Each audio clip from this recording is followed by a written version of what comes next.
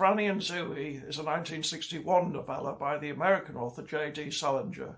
Originally, it was two stories, first published in 1955 and 1957 in The New Yorker. Franny and Zooey Glass are sister and brother. At the beginning of the book, Franny is out on a date with her boyfriend.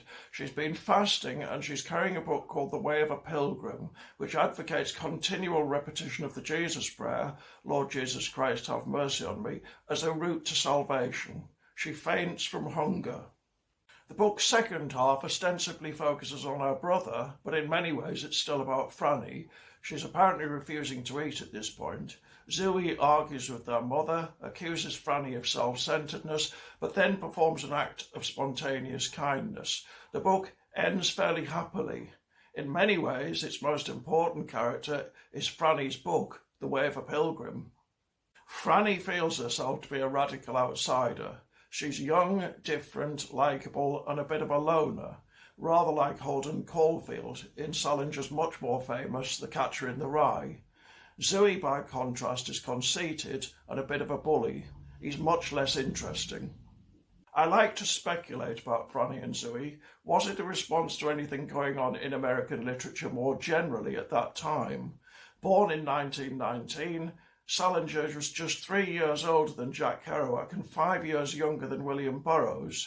The supposed spirituality of the Beats was, of course, one of their hallmarks, as was their interest in young outsiders.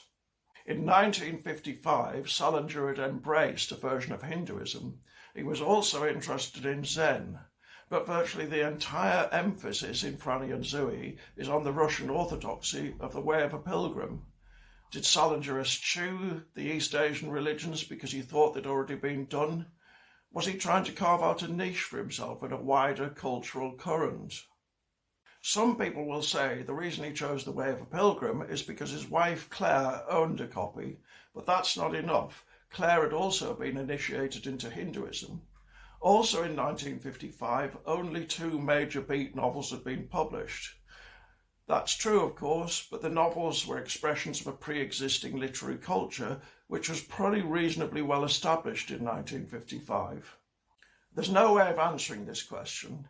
What I like about it, though, is it shows the way in which literature is often about categorizations, and that it's the categories writers assign to themselves, or fail to, that are usually decisive.